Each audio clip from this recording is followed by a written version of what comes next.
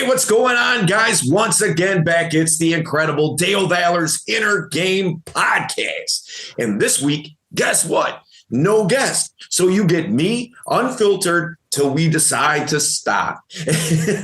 And with me today, as always, trusted confidant, Shabam. How you doing, man? You good?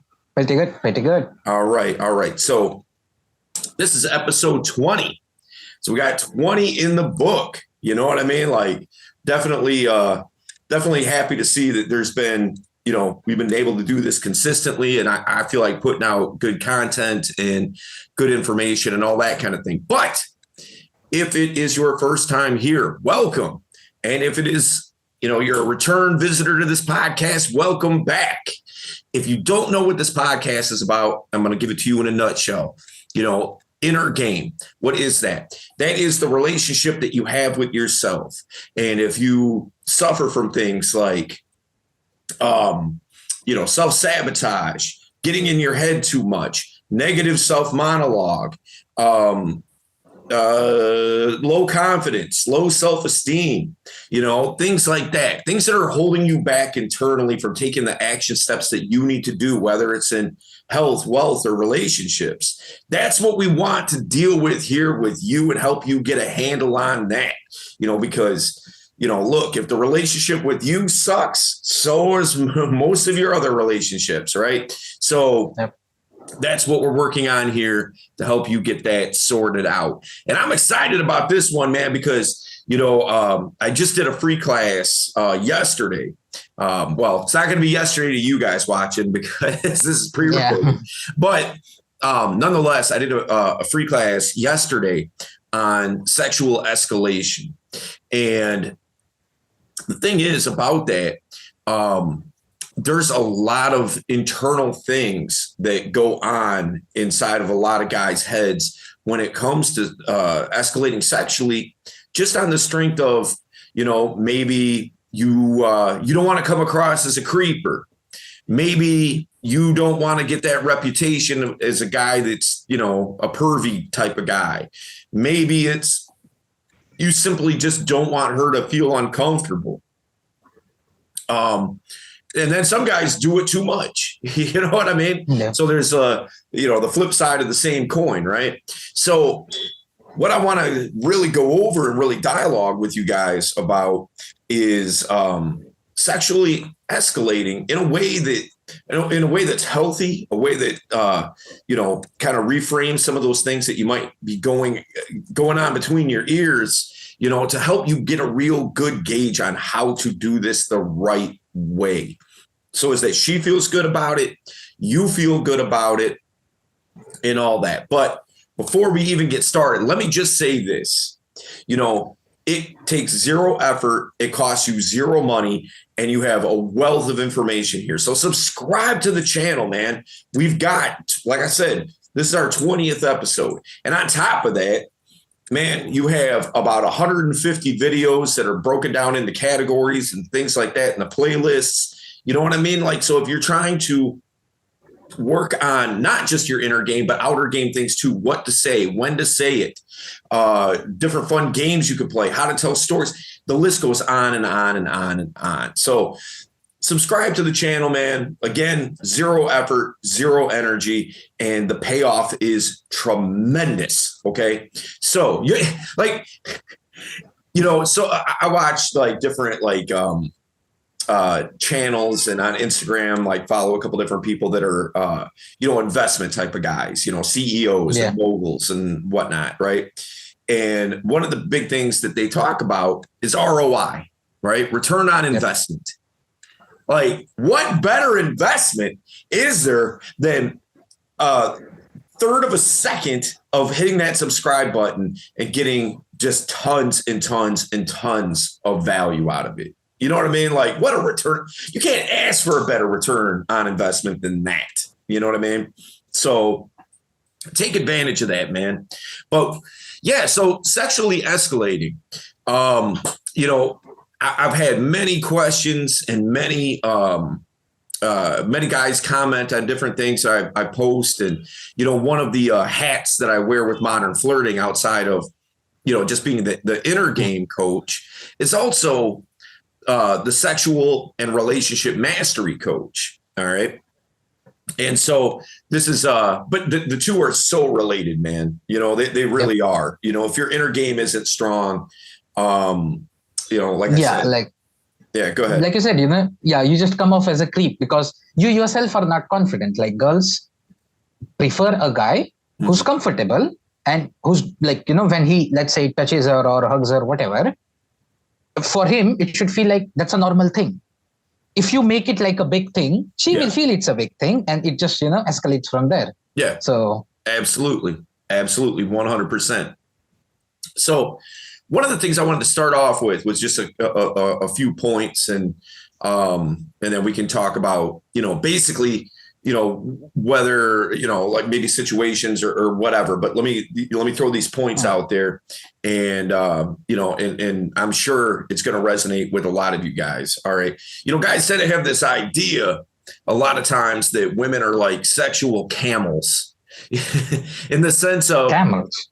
Yeah. Camels. You know how like, they'll store up water in their hump. Yeah. You know what I mean? Yeah. And can go forever without like having to drink because they're storing all this water in their humps, right? Mm-hmm.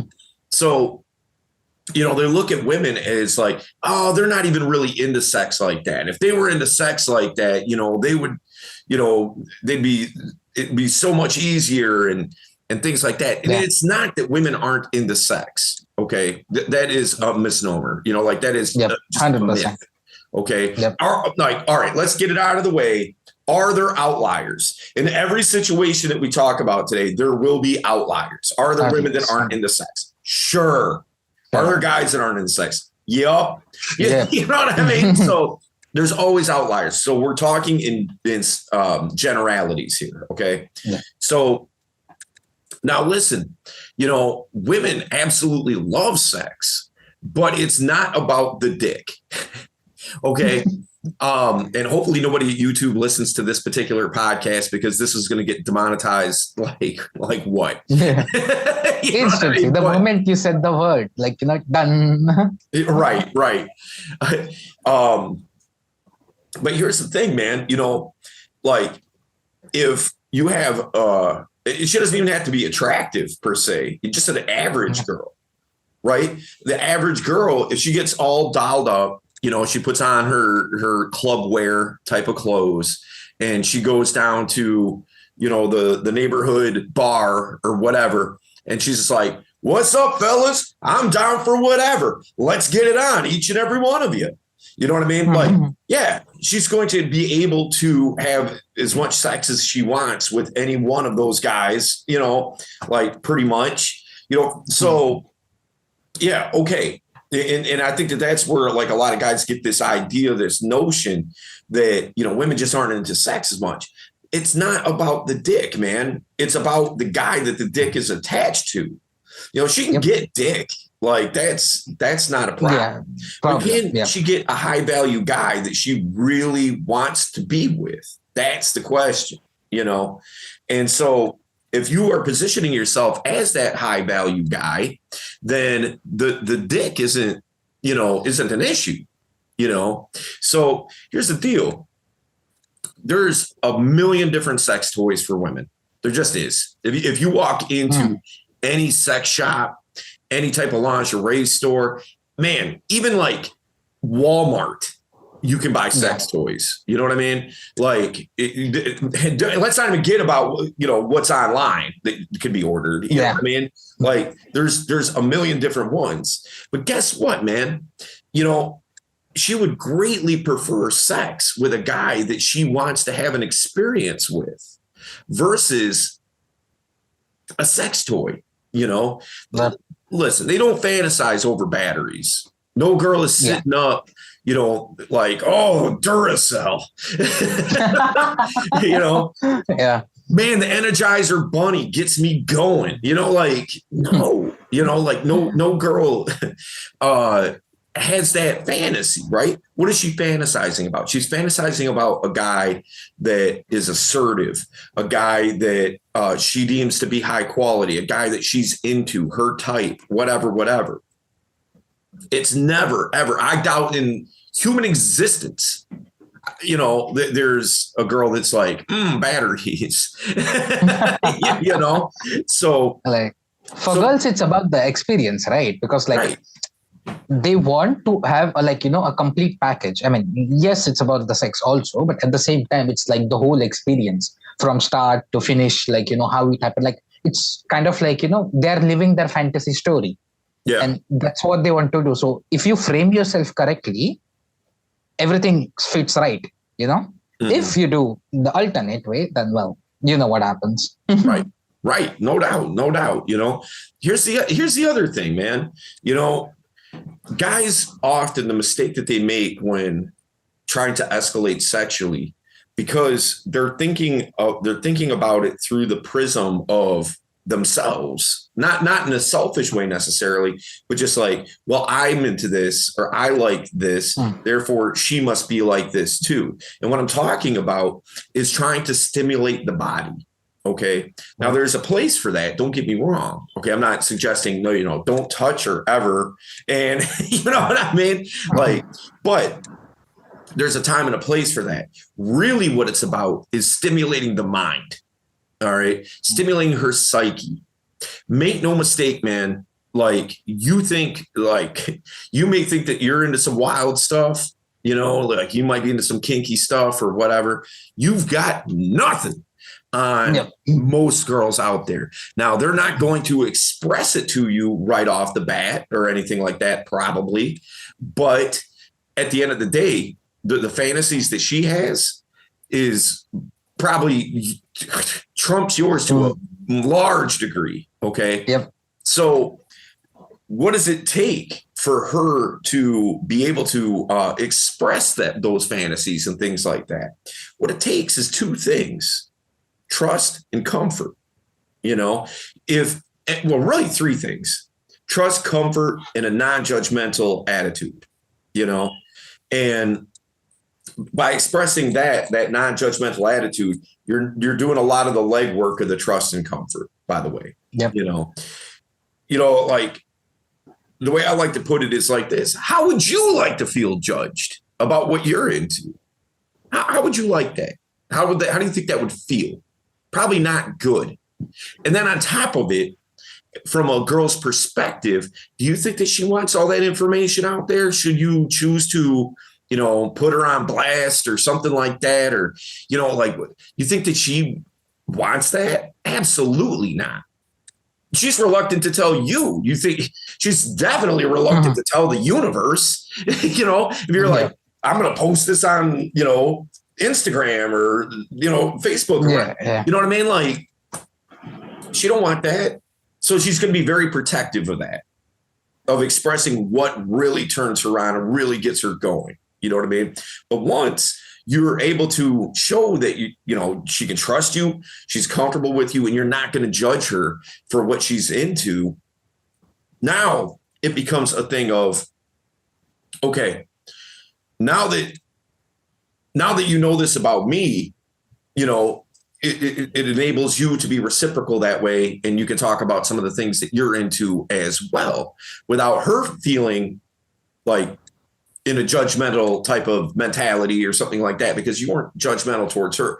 Now, let me say this: just because I'm saying don't be judgmental, just because I'm saying that doesn't mean that you have to go along with everything that she's into. Okay. If that's not something that you're into, or, floats your boat, that doesn't mean you have to go along with it. But there's a difference between not going along with it and being like condescending or judgmental about it. Like food, for example, like there's a lot of people, man, that like different kinds of foods and stuff like that. And my hunch is, Shabam, you like some stuff that I'd probably never touch. You know what I mean? Yep. But I'm not going to be like,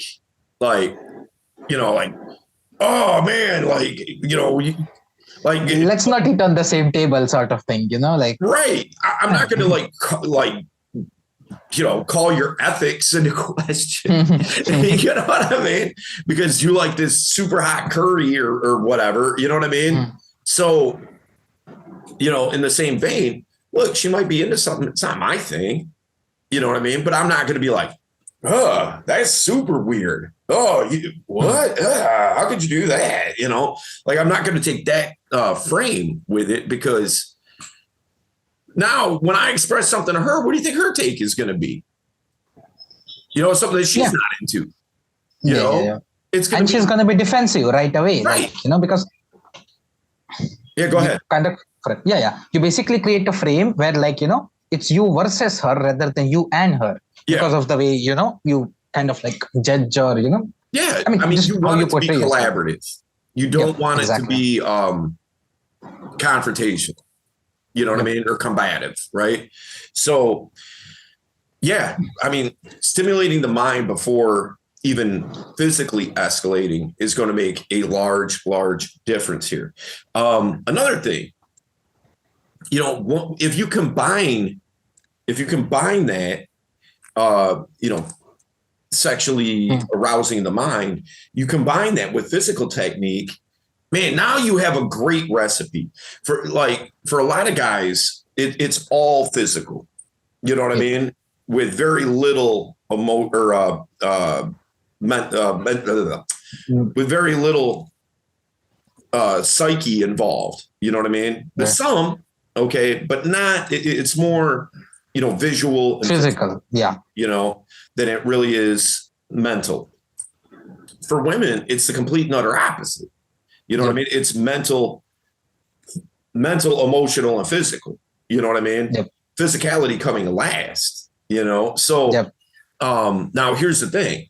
And by no means am I saying that physical, the physical is, diminished or should be downplayed or anything like that. You should be physically proficient.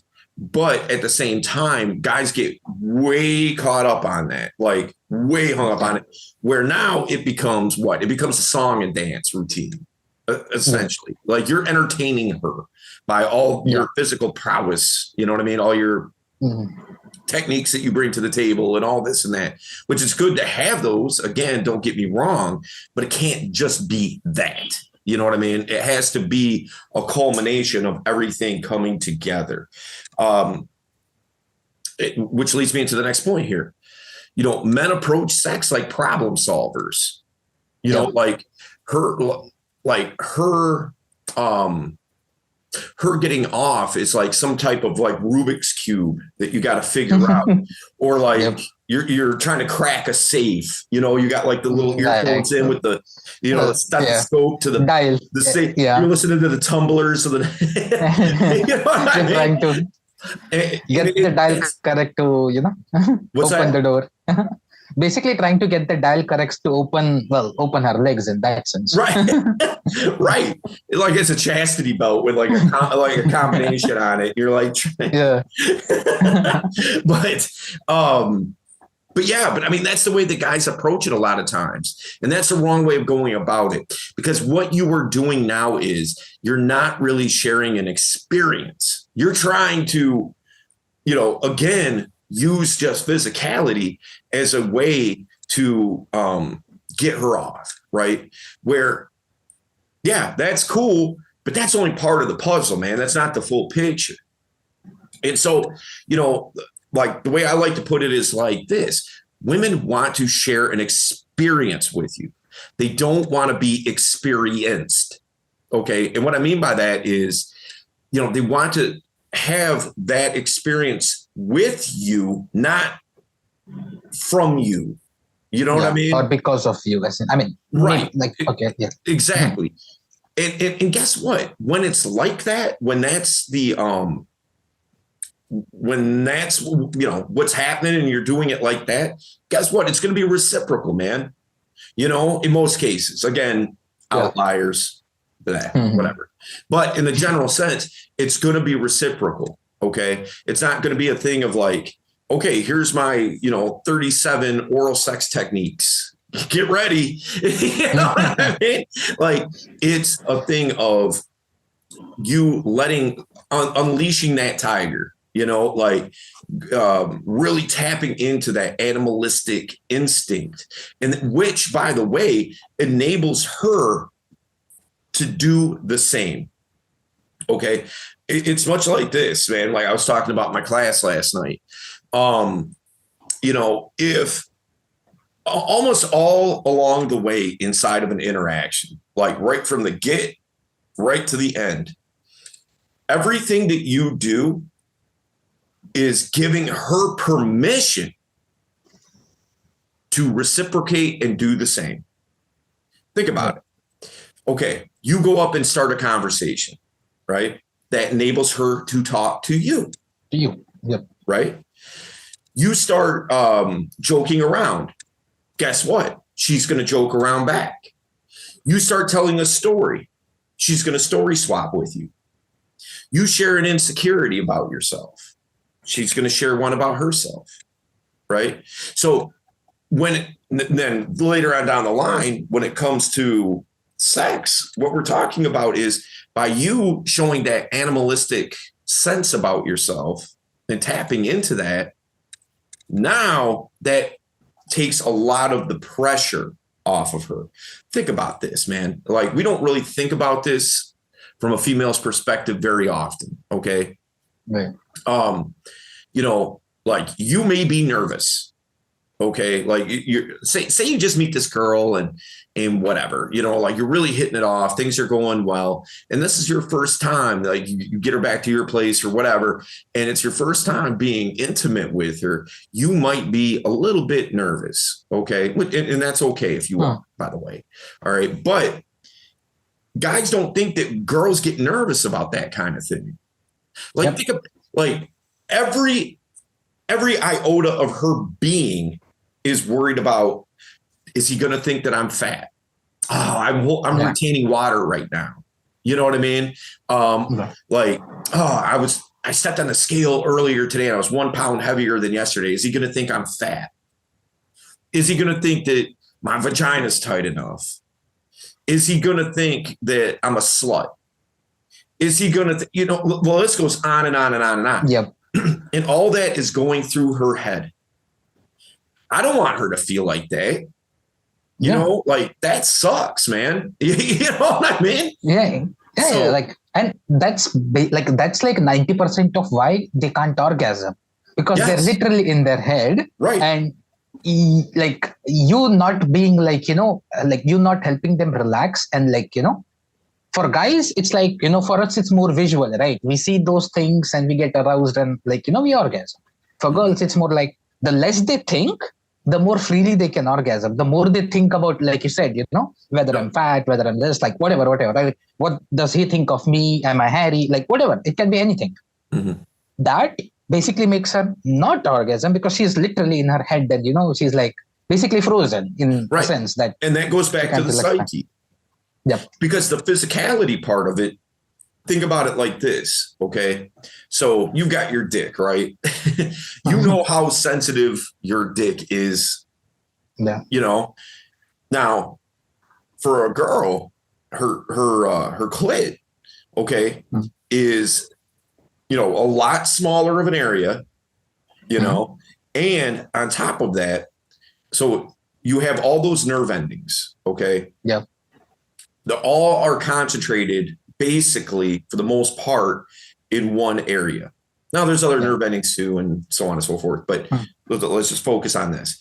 All those nerve endings focus into that one little area. And now take that and multiply it times 10. Mm-hmm. And so now if she's struggling to have an orgasm, physically, there's no reason why she shouldn't. She shouldn't. Exactly. She has all the equipment. There's no reason why she shouldn't. But it comes down to this, and that circles back to what I was saying earlier about, the mental over the physical, But bottom line is you don't want to approach this as some type of problem solver. You just want to be able to tap into that animalistic sense about yourself. And that way, You're understanding sex on a deep level, and that's what she wants. She wants a guy who's in touch with those animalistic desires. Now, being in touch with doesn't mean that it's tiger out the cage all the time. Yeah. What you want to do is, I liken it to, like, think about it like a tiger at a zoo. So you got this tiger that's in a cage. Now that tiger is vicious. If that tiger gets out that cage, it's going to be a bad day for everybody. All right. Mm-hmm. But bottom line is, if you can demonstrate that the tiger is controlled and caged, but it wants out really bad, you know what I mean? Now that's where a lot of your sexual tension comes into play, because you may not be at the place and time where it's like, unleash the tiger, man. You know what I mean? You might not be in that environment. You might be at a friend's house. You might be out to dinner. You might, you know what I mean? But if you're showing that restraint, like, that's powerful, like, girl, you're making it real difficult. You know what I mean? Like, yeah, yep. That's what builds a lot of the sexual tension. She wants a guy that's free of social conditioning, that's like on some, like, gentleman type stuff. You know what I mean? Now, again, place and time to be a gentleman. I'd argue the bedroom isn't one of them. You know what I'm saying? So, if you're able to let go of that social conditioning where you're worried about, being a creeper or, like being weird or whatever, because society deems that, like, that type of guy it's unacceptable for a guy to be like that, whatever. Like, if you can let that go, like, that will go a long way for you, So, she wants a guy who can help her get into touch with her animalistic desires as well. And again, if you tap into that, so will she. A lot of those mental things that we were just talking about, where she can't orgasm and things like that, a lot of that goes right out the window when you show that you're not anxious. You show that you're not nervous. Even if you are, it's like, fake it till you make it a little bit. You know what I mean? Yeah. You're leading this interaction. So lead it. People want to be led. They do. Yep. That's 90% of people. Yep. But they don't want to follow somebody who doesn't know what they're doing. Yeah. You know what I'm saying? Like, they'll follow a charismatic leader, a guy who seems competent, has a vision, has a game plan to get that vision off the ground. People will follow that guy. They don't want to follow the guy who's like, I don't know. Yeah. You know what I mean? Nobody wants to follow that guy. So, help her by helping yourself. That takes a lot of the pressure off of her. So another thing too is sexual energies. All right. Now, I don't know if I've brought this up on the podcast before. I've definitely brought it up a bunch of different times in classes and things like that. But bottom line is this. You want to, you have two different kinds of energies, and you want to display them both. All right. You have higher energy and lower energy. Now, that's not to suggest good and bad. All right. Yeah. It's just one is a higher vibration, and one is a lower vibration. Okay. Like, think of treble in music. Okay. Yeah. Anything that's trebly is a high volume, sound. Yeah, but what's the vibration? That's what I'm getting at. Yeah. 808, bass, somebody's got a booming system in their car. That's low vibration, right? Huh. And that low vibration actually carries further, coincidentally. You know what I mean? Like, that's why you can hear the bass coming from 2 blocks down before you can really hear what the song is. Yeah. I got people with systems in their cars all over my neighborhood, man. I hear this like every day of my life. So I can hear a car coming, 3 blocks away, but I can hear the bass, but I couldn't tell you what song it is until they're right up next to my house. Next time. Yep. So those two different energies, the high vibration one being all the things that make you charismatic, the things that make you fun, high energy type of stuff, like think about like if you were going to go to a job interview, you're going to put your best foot forward. You know, I'm a team player. I'm, you know, I communicate well. I'm a good person. You know, like I'm fun to be around. You know, like none of the other employees will. You know, I'm not going to have beef with any of them. They're all going to like me. I'll fit in just fine. You know, all that kind of thing. So to relate this, think about, you know, having fun conversation, right? PEZ that we talk about in the attraction ladder, positive emotional stimuli. You know, what is that? That's all the games and fun stories and, you know, just anything that's going to increase the level of fun energy, you know? Yeah. Now, that's all cool. Like, yes, you should absolutely have that. Okay. But if it's only that and none of the low vibration, what do you have? Well, you have a recipe for the friend zone. That's what you have. Yep. Okay. So that's all good, but it can't be just that. If it's just this and you never bring up anything sexual, you never bring up anything that's like anything that has to do with sex, like on any level, you know, like, well, I'm going to be dead set on making sure that she doesn't think that like I'm out to like sleep with her or something like that. Well, you'll be right. You ain't sleeping with her. Right. Because, you know, in her mind, you're a closeted heterosexual, you know, like you just don't express anything sexual. You're a walking, talking, living, breathing Ken doll. Like you don't even have a dick. You know what I mean? In her mind. Right. Yeah. So you want to have this, but it can't be just this. You have to have the low vibration energy, which is all the sexual energy. Okay. So now conversely, if we take away the high vibration energy and we only have the low vibration energy, what do we have? Well, we have a fuckboy. We have a construction worker that's catcalling women. We have, you know, like the dirty old man at the strip club. We have, you know, or the creepy guy. Yeah, like the creepy guy who's like, you know, like overtly sexual essentially, and you know, just freaks people out. So Yep. I mean, in essence, what you have is a guy with an agenda. You are a guy with an agenda, and women hate dudes with an agenda. You know. Yeah. Again, like I said before, she wants to have an experience. She doesn't want to be experienced. Or exploited in that case. Like, I mean, that's kind of what they feel. Yeah. Yeah, exactly. You know, so no girl is like, man, I cannot wait to just be a notch on this dude's bedpost. Can't wait. You know, and then just be completely discarded and never talked to again. Man, that sounds awesome. Like, you know, like very few women hold that philosophy. All right.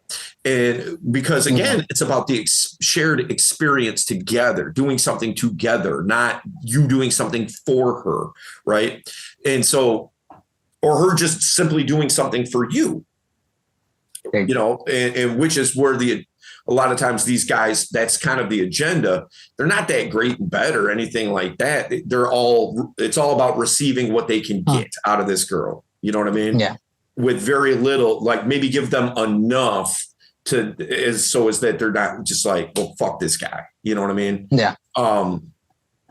Give them just a little bit just to keep them on the line. You know what I mean? But that's no way of going about it. You know, like she will suss that out. For me, like this may surprise some people, I don't know, but I'm not a big fan of one night stands. You know, I'm just not, because for a litany of reasons, really. But the main reason being that once you really get to know somebody, you know, the sex gets better and better and better and better, because there's less inhibitions and less, you know, worrying about what the other person thinks and all that kind of stuff.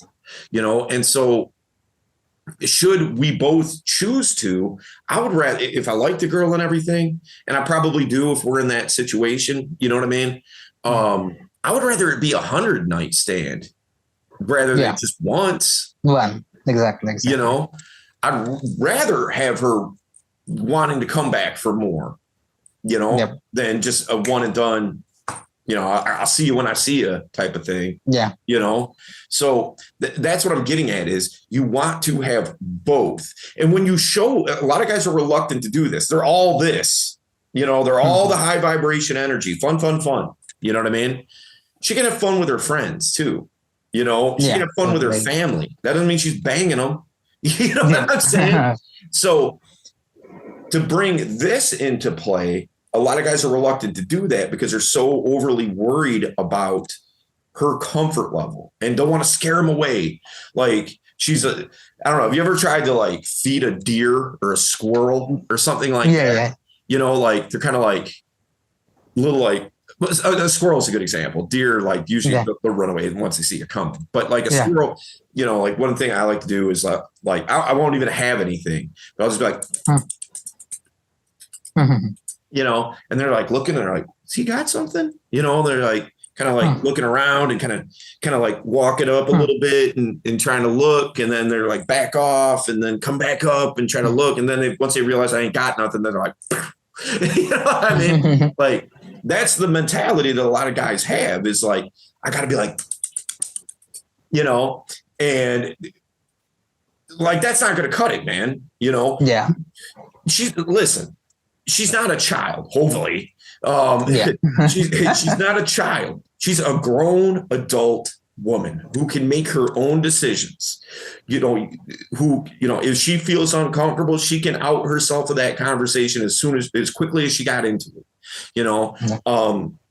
Most women are adult enough to be able to have these types of conversations. And guess what? She has had those types of conversations.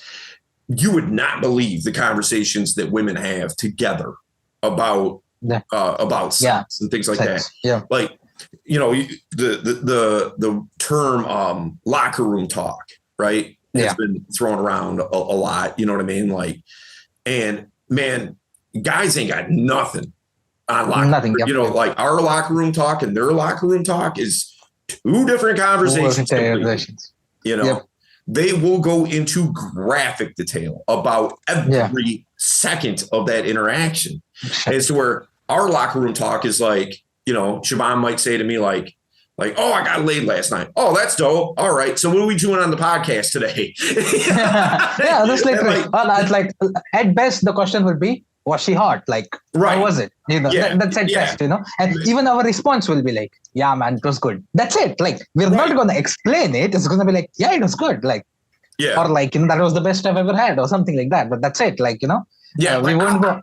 Yeah, exactly. And I mean, I might go into a little bit graphic detail for the sake of like teaching in classes and things like that. But when I'm talking to somebody I know, just chit chatting, I'm not like going into any kind of graphic detail. You know what I mean? Like, I'm just not. But women have zero reluctancy a lot of times to hold anything back. You know what I mean? Like they will just let loose with everything that happens. Like her friends will know everything about your dick. You know what I'm saying? Quite literally. So, but that's the thing is that if you're afraid to express that low vibration energy and reluctant to bring it up, one, she's not going to be turned on. That's for sure. Two, she thinks that, that you're probably kind of prudish or maybe you have some religious beliefs or something like that, you're just reluctant to bring those things up. So she's building a narrative on your omission of saying, I mean, she knows you're a guy. I mean, she's not stupid, she knows you're a guy. She knows that you probably have sexual, a sex drive, intention. And fantasies and everything else. But without you expressing any of it, you're leaving the narrative up to her, which is probably not going to go in your way. So the other thing here too is, just from a practicality standpoint, when we're talking about escalating, I'm a big advocate of 2 steps forward and 1 step back. I've talked about this to a large degree when we're talking about just in the initial interaction, she has to be comfortable with your touch. Okay. Yeah. You have to be Jared. I like the way that Jared puts it. Every guy should adopt their how does he word it? It's like every guy should fake being Italian, meaning talking with your hands a lot and being touchy feely with everything. Yeah. You know what I mean? So that goes a long way. You know, it's showing her that you're not afraid to touch her, you know, that you're not holding yourself back on any level, things of that sort. But with the two, and it builds comfort, like, you know, like most guys, exactly like I said, you know, like most guys struggle to touch. And when they do, they act as if it's a big deal. Right. And basically kind of nervous. And when you're nervous, she's nervous. And, you know, Gigi's there. It's like this, man. You know, when I'm in, like, I'm pretty socially calibrated. There's very few situations where I feel uncomfortable, you know, but this is one of them. If I'm talking to somebody who is super socially awkward, you know, like say I just happen to run into somebody, you know, maybe I'm waiting outside for an appointment. I happen to be sitting next to somebody who's very socially awkward. Maybe they're autistic or something like that. And they're very socially awkward. It makes me uncomfortable. It makes me feel awkward. You know what I'm saying?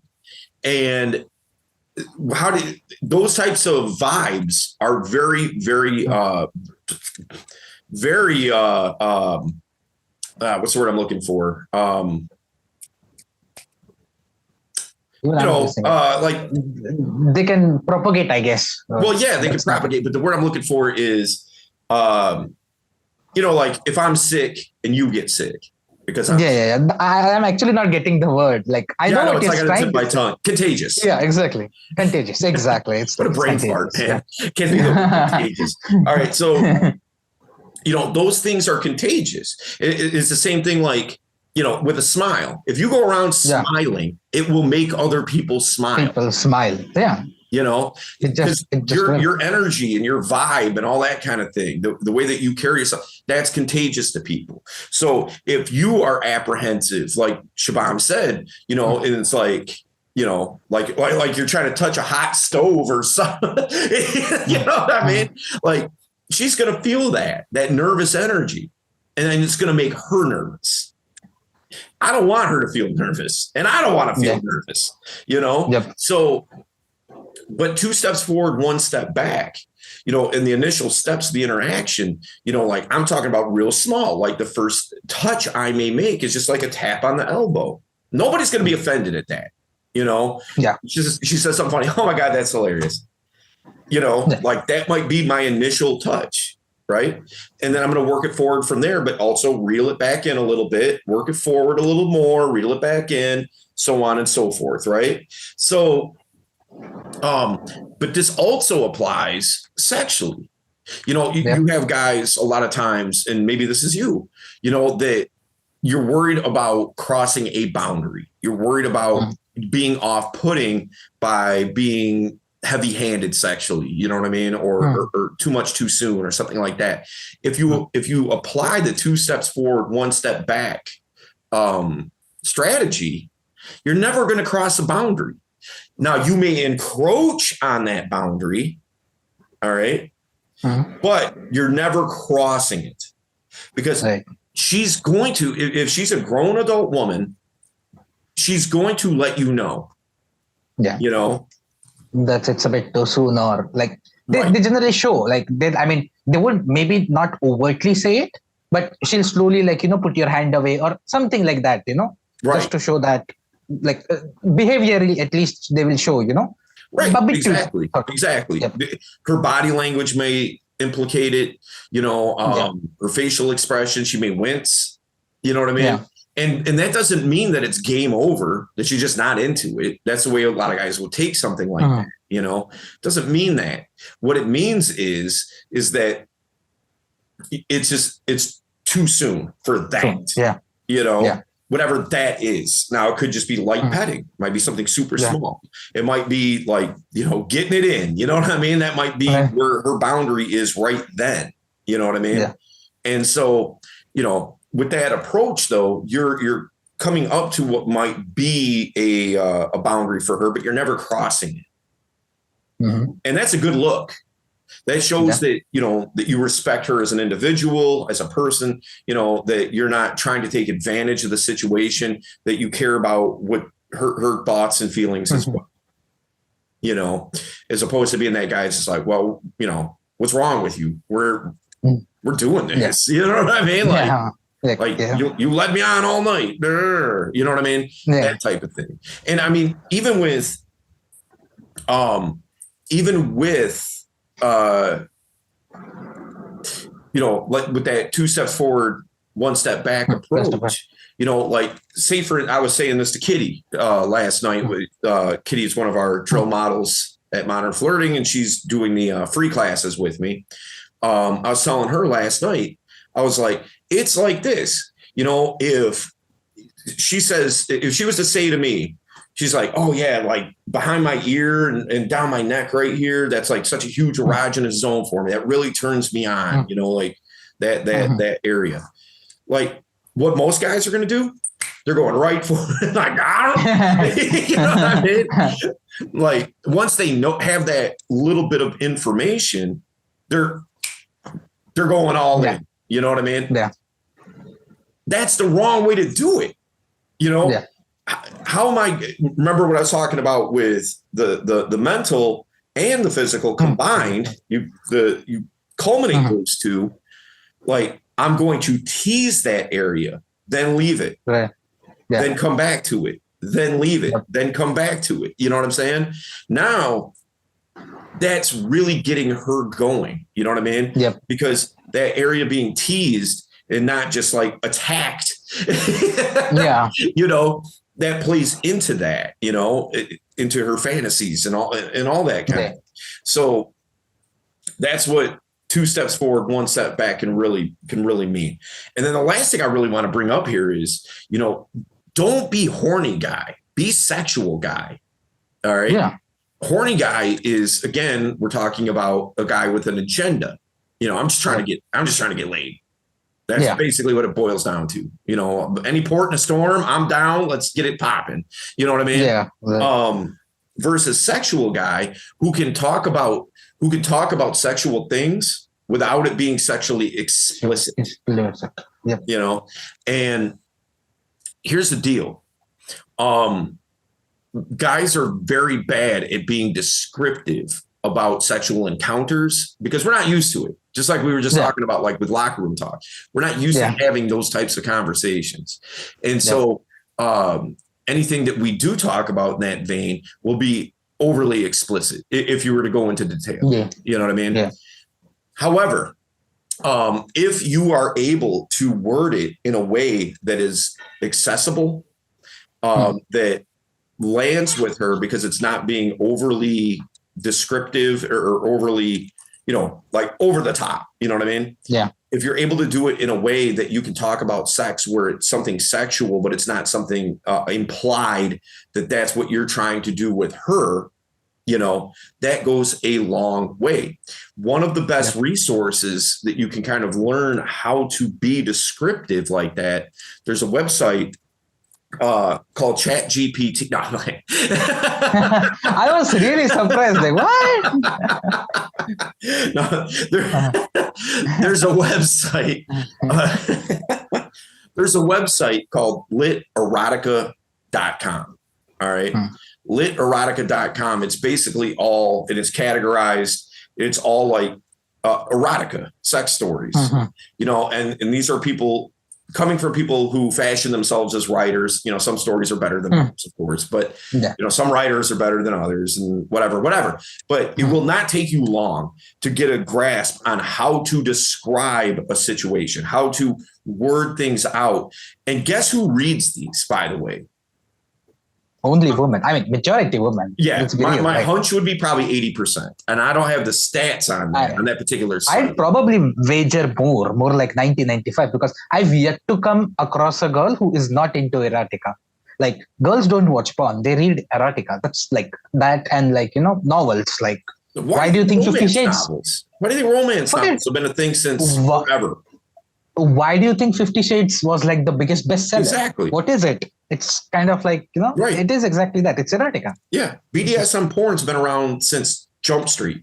You know what I mean? Yeah. Like Yeah. 50 Shades of Grey came out long past, Yeah. like that kind of porn, you know what I mean?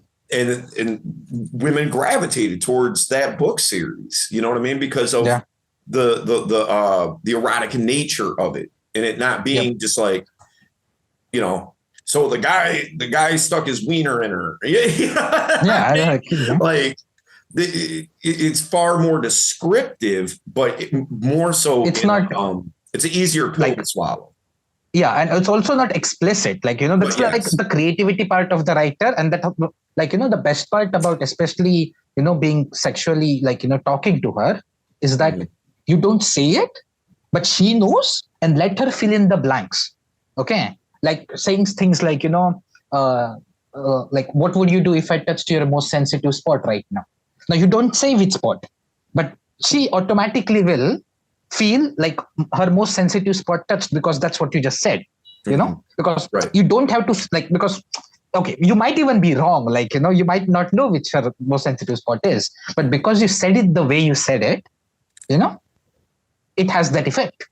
And now you didn't say anything, let's say, explicit, but it had that effect, which is much better than saying, like, I just stuck my dick in you, like that sort of a thing. And I mean, by doing so, you're building sexual tension.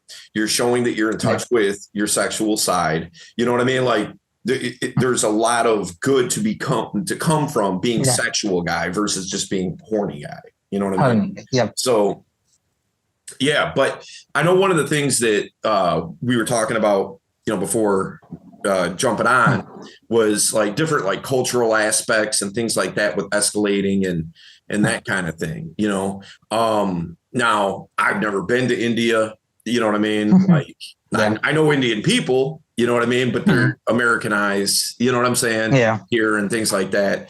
So I think it's probably different, in that regard. So like if you're in, and I'm asking you, you know what I mean? I have my thoughts here, but I'll ask you, since you live there, like when you have cultures that are a bit more restrictive and a bit more conservative when we're talking about sexual things, okay? What have you found to be something that's, feasible, that seems to work better and things like that when we're talking about escalation? The solution I found, which actually works for me, is take it slower. Like, I mean, I've had like, some interactions with American girls also, and like they are more open to it. Indian girls, on the other hand, are less open to it. I mean, to be really fair, Indian girls are way more horny than even American girls. But because of the social nature of it, they're very, very prude in the beginning. Now, once, the comfort and everything is built, then it's an entirely different story. Then they'll be stripping you before you can strip them. So, that sort of a thing. But that's kind of the thing. Like, you need to build a lot more comfort, and you have to take it slow. Like, you can't, I mean, the entire like concept of, one night stand is much harder in India. But like you said, like, the 100 night stand you said is much more feasible, because that's the type of, mentality people have here. They want something at least long term, as opposed to, just one night thing. Because like I said, most girls are opposed to it. And because of the cultural difference, it's like that you need more comfort. You need more, like essentially just play it slow. I mean, not too slow, but like slow enough that, she isn't threatened. Right. Like, so when you see the signal, like, you can see her like being into it, then you can proceed. Of course, like you said, 2 steps forward, 1 step back, that sort of a thing. But just have to be a bit more passive, I would say. That's it. Like, but other than that, it's not that big of a difference from what I've seen. Yeah. Okay. I think that now I have, I've been in other areas of the world with other, different cultures and things like that. And I think that, from my observation and my experience and things like that, 2 steps forward, 1 step back has never failed me. in that regard. Yep. You know, Yep. so yeah, it might take a little bit longer to, get her Definitely. comfortable enough. Okay. But guess what, man? By doing that, you're also learning as to, each step along the way, because it's a little bit more cemented. You know what I mean? Yep. So if, like, we'll just say, for instance, it take on average, we'll say, like the 3 dates is always, it's been a thing. You know what I mean? Like on the third date, that's, sex is kind of almost expected. Given. Yeah. Whatever. Now I have my thoughts on that, but that aside, we'll just say that that's the societal acceptable thing. Okay. So, okay, cool. So, we'll just say in India, it takes 6 dates. Yeah. Okay. 5 to 6. All right. Yeah. So we're talking about twice as long. All right. Now, the amount of information that you can gather, the amount of data points, the amount of things that you can learn in being a good dater and attracting women and things like that, you have more space to work with to learn that skill set with the same payoff. You see what I mean? Like the payoff isn't sooner, but in you investing in that amount of time, there's more interactions. There's more times going out. There's more times building connection. There's more time to, you know what I mean? So therefore, it's giving you more learning opportunities that should this one not work out, you can carry that over to the next interaction that you have, because you're starting to really get a handle on the steps. Most guys, what they'll do is, if the second that they figure this girl isn't down or whatever, they're out of there, and they miss all those opportunities, learning how to engage, how to conversate, how to tell stories, how to build attraction, how to spark Pez, how to have fun with it, how to cool date ideas. They're missing a lot of the opportunities that's going to fast track their experience later.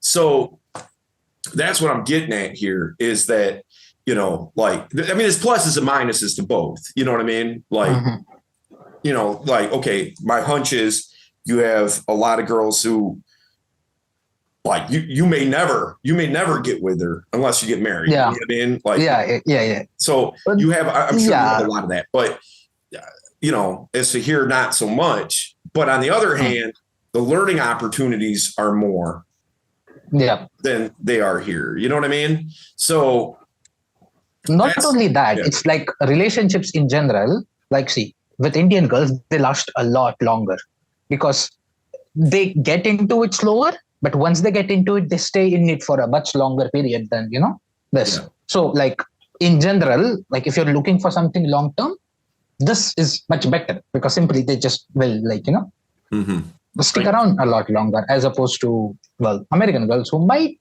dump your ass if you are a bit, I don't know, if you slack, essentially. Yeah, I get you.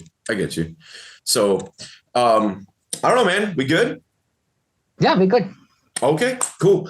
That's what's up. So listen, guys, again, it takes you third of a second, man. Hit that subscribe button. You know what I mean? Like, it helps us. I know you hear it all the time, and I know it's annoying and all that kind of thing, but it really, really does help, and it costs you nothing and you get everything.